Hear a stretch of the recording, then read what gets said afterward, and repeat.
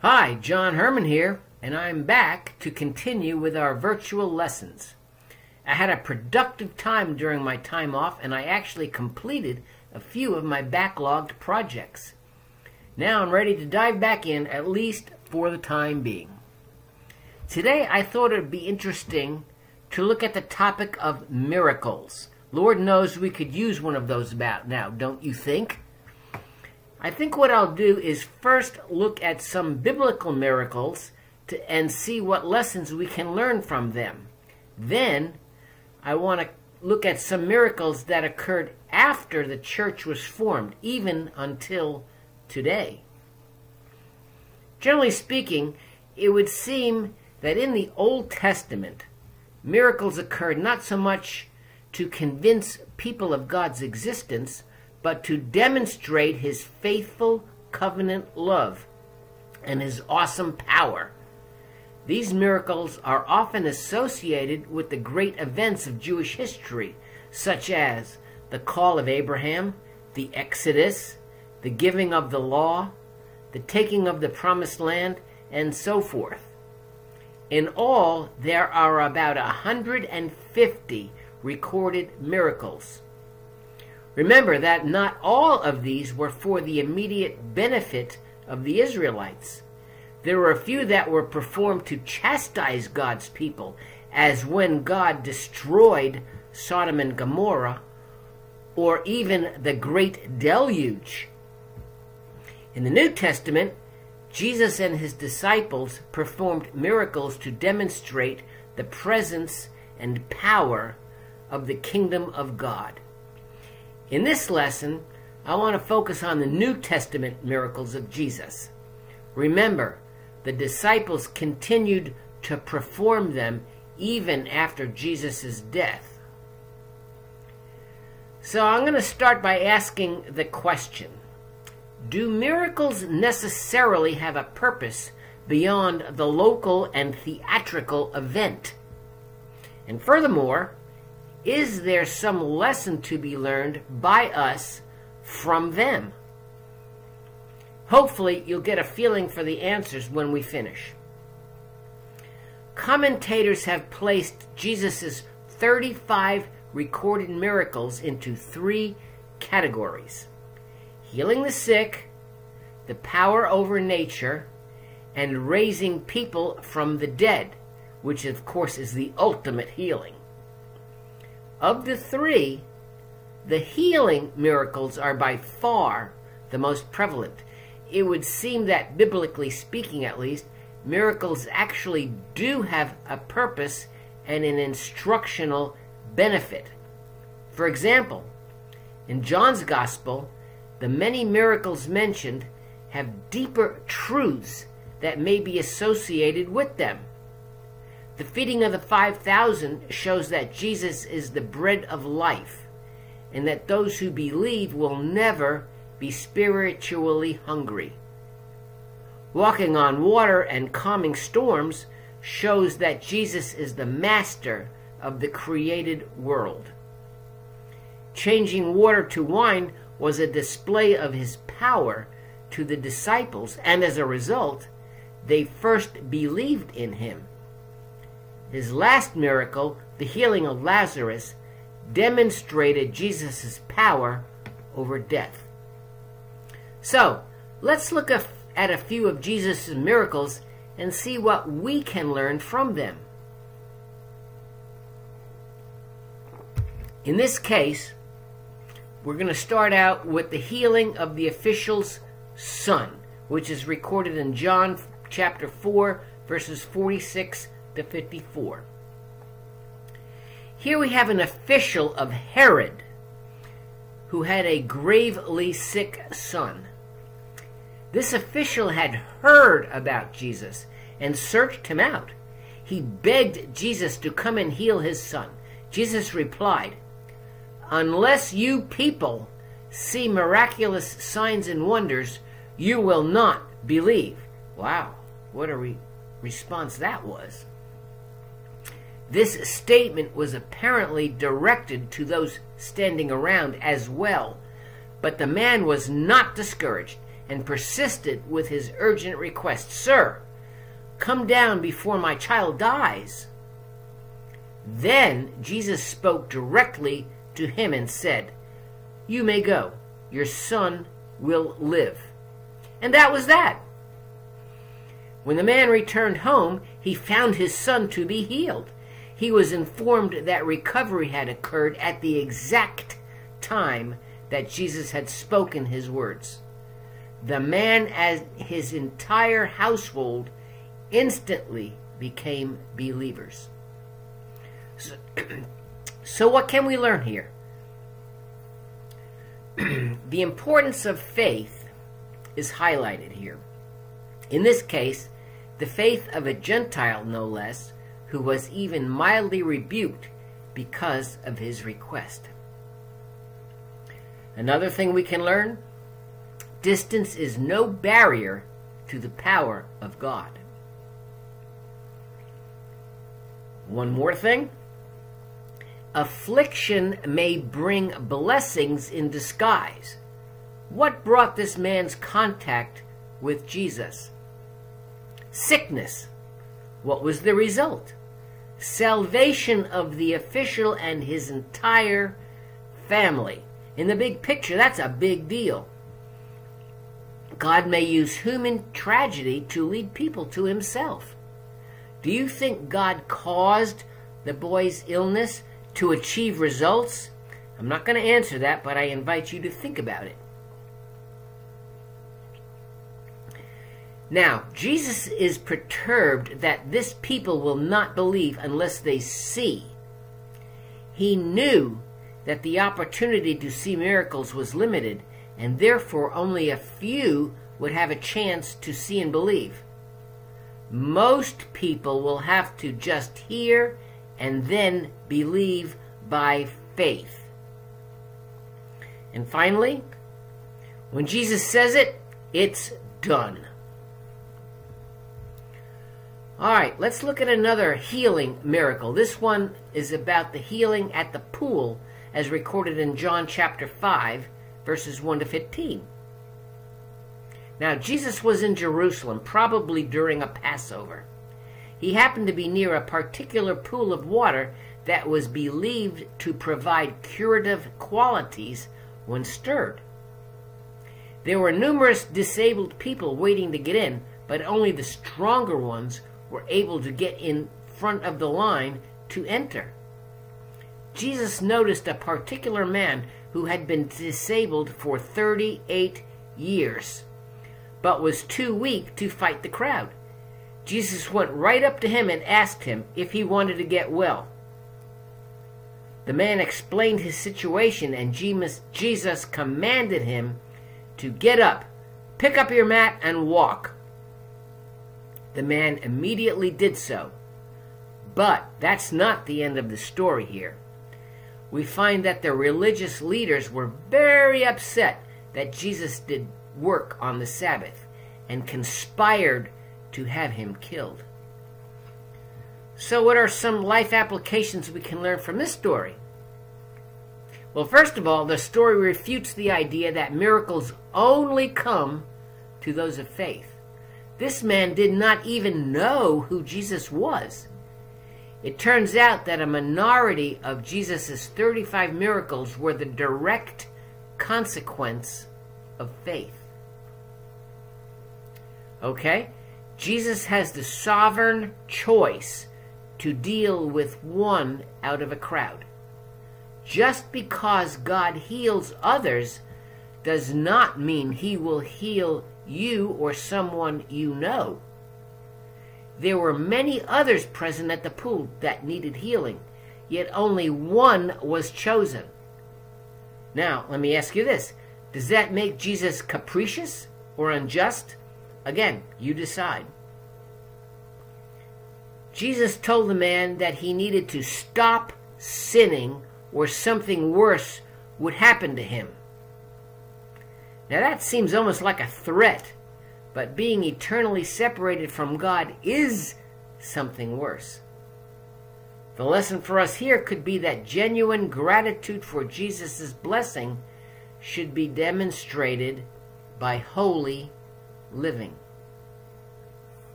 All right, one more. In this case, there is a danger of missing the work of God if we trust in our traditions. The Pharisees' traditions said you couldn't do any work on the Sabbath, so they missed seeing the large picture when God worked on that day. So let me ask you this. What kind of traditions do we have that might blind us to God's work? Just think about that one. All right, one more healing. Jesus heals a blind man. This can be found in John 9, verses 1 to 7. In this case, the miracle itself only takes 7 verses to describe. However, the rest of the 41 verses in the chapter are devoted to the firestorm Jesus caused with the religious leaders for healing this man, especially on the Sabbath. This man had been born blind. Jesus happened upon him while walking with his disciples, and they asked him, whose sin caused this defect, his or his parents'? Jesus' response was that it was neither, but the defect was there so that God might display his power. With that, Jesus spit on some mud to make a paste and placed it on the man's eyes and told him to wash in a certain pool of water. After he did, the man was healed instantly. The problem was that Jesus performed this miracle on a Sabbath, which caused a huge commotion among the religious leaders.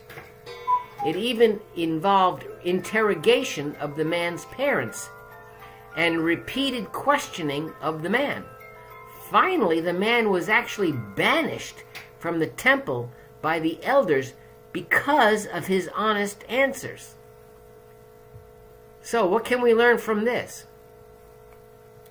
First of all, the parents did not want to testify regarding their son's condition because they were afraid of being ostracized by the Jews.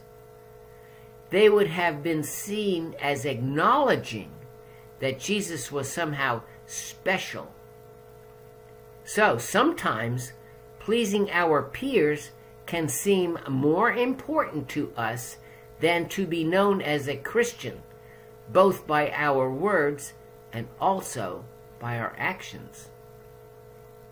Okay, another lesson. Not all sickness is the result of sin. Another, what do you think of Jesus' statement alluding to the fact that this man's sickness was imposed so that God's glory could be displayed? Do you think God would allow a man to be born blind only to demonstrate his glory? Or is it possible that suffering and tragedy can fit into his plan? There's two different aspects here. You need to understand that. I wonder if this includes COVID.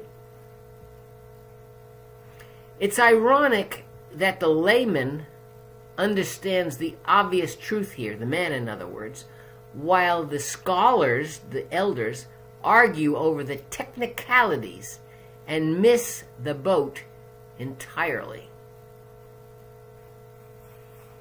Okay, let's look at another miracle, but this one's not of healing. This is the one of the feeding of the 5,000. This miracle appears in all 4 Gospels, so it must be important.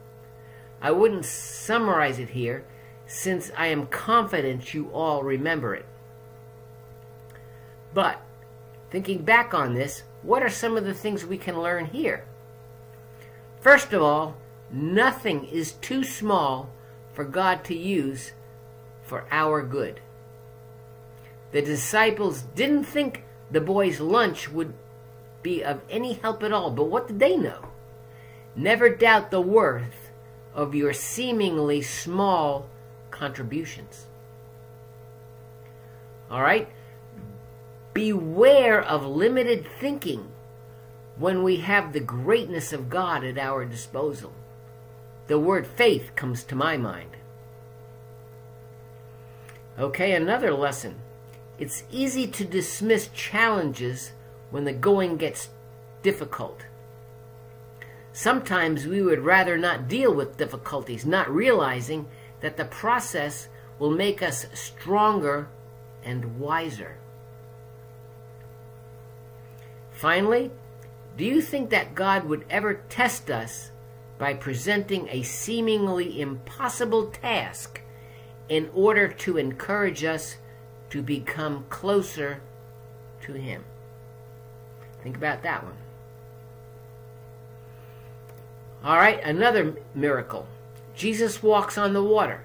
That can be found in Matthew 14, verses 22 to 33. Now remember, after feeding the 5,000, Jesus went to be by himself. That night, the disciples set out on a boat and encountered a storm. Jesus walked on the water to meet them. When Peter saw him, he wanted also to walk on the water to greet him. Jesus beckoned him to come, but after starting out, Peter became frightened and began to sink. Jesus reached out his hand to save him and then rebuked him for his lack of faith. After seeing the event, his disciples declared that he was truly the Son of God. Okay, what can we learn here? We sometimes want to do great things for God and are okay until we start thinking and analyzing what we are actually trying to do. That's when we get into trouble. We begin to think we are doing the task on our own and ignore God's presence. Then, when we run into trouble, the only thing we can do is to cry, "God, save me!" Okay? It would seem that Jesus can send us into the storm to test and strengthen our faith. No pain, no gain. And finally, prayers don't have to be long to be effective. Peter didn't follow the Acts formula, which you can remember means adoration, confession, thanks, and supplication. No, this was a quick and dirty prayer, and it worked. Okay, finally, let's talk about the raising of Lazarus, which can be found in John 11, verses 1 to 44. Now here, Jesus points out that the purpose of Lazarus' sickness and death was so that God might be glorified. The symbolic meaning, as explained by Jesus, is that he is the resurrection and the life. He who believes will never die. So what can we learn from this miracle? First of all, Jesus is omniscient. No one told him that Lazarus was dead, but he told his disciples, while he was not even in the same city, that Lazarus had died and we needed to go there. All right? We should find comfort in the fact that Jesus understands our pain, sorrow, and disappointment, and at the same time has compassion for us, as he did with Lazarus' sisters. When bad things happen, it doesn't mean God doesn't care. And along the same lines, when we ask for things such as healing for us or someone else, and it doesn't immediately come, it does not mean that God does not care. A delay can actually result in an ultimate benefit. In this case, God's delay resulted in a greater display of his love than if he had immediately healed Lazarus before he died. God's timing is always perfect. And finally, Jesus put Mary, Martha, and the disciples through a difficult time. They were disappointed and even angry that Jesus did not do as they wished by healing their brother. But they did not reject him. That's the point. What the sisters and we can learn from this story is that hardship and suffering can strengthen our faith as we learn to trust God. All right, let's conclude here. We have just looked at a number of Jesus' miracles. Some involved healing, some demonstrated his power over nature, and one showed his power over death itself. We now return to the original question. What's the purpose of miracles? If we say it's to help people, what about the 99.9% of others who were still hurting and hungry? What about all the others, loved ones who had died and remained in the ground? We must agree that if Jesus' miracles in and of themselves did not do much to help mankind, if that was his purpose, he failed miserably. What then was his purpose? As we have said, for one thing, the miracles got the people's attention, including his own disciples. He was able to demonstrate that he truly was the Son of God. In the Lazarus story, he says at the tomb, "Father, I thank you, you have heard me.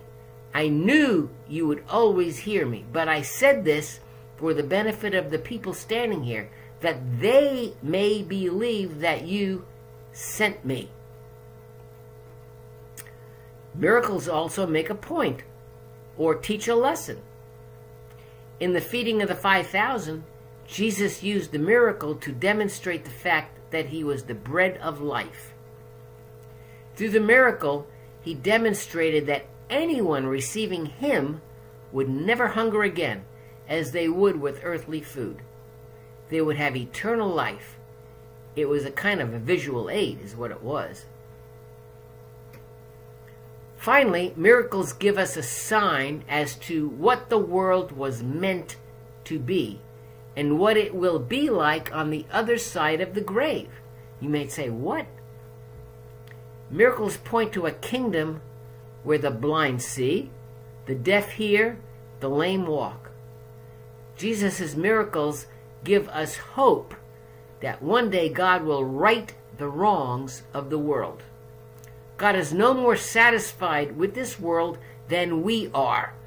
And especially in this day and time, I think that's true. Jesus' miracles offer a hint of what God intends to do about it. Most look upon miracles as a suspension or a contradiction of physical laws. But, in the words of Jürgen Moltmann, a German theologian, just the opposite is true. Now listen to what I say, or what he says. Jesus' healings are not supernatural miracles in a natural world. They are the only truly natural things in a world that is unnatural, demonized, and wounded. Let me read that one more time. Jesus' healings are not supernatural miracles in a natural world. They are the only truly natural things in a world that is unnatural, demonized, and wounded. Think about that one. Might take you a minute or two. Okay, I'm going to stop here. Next time, I want to continue by looking at a few miracles that have occurred since the apostolic period, even up until the present day. I invite any of you who may have experienced a miracle or know of someone who did to share the event with the rest of the class. If you'll contact me with the details either by phone or email, I will definitely include your story in the next lesson. Peace be with you.